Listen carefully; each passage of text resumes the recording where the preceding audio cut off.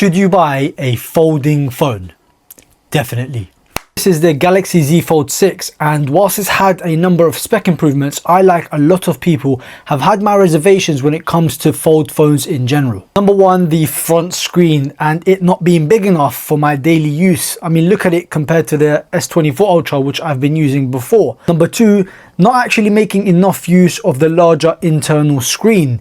And number three, when I eventually use the internal screen, addressing the elephant in the room, which is that crease in the middle. Using the Fold phone for the last couple of days, I've had to change my mindset from thinking about specs to thinking about what I actually do on my phone. And then the Fold made a whole lot of sense. So most of the time I'm browsing the internet, social media, responding to messages and emails.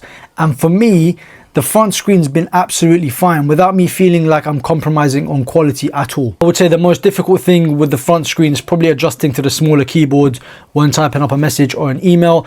But for me, I've been trying to use video notes and voice notes a lot more. I just feel like they're more personable and they get things done quicker. So I haven't really felt it as much as maybe other people will. And then when you've got a little bit more time in the evenings, you open up this beautiful 7.6 inches, 120 Hertz display, which now has a peak brightness of 2600, and boy, are you in business. Because when it comes to watching videos, movies, documentaries, reading articles, playing games, the bigger screen on a folding phone completely changes the game. It changes the way you interact and use those applications. It's not because I haven't used them on a bigger screen before.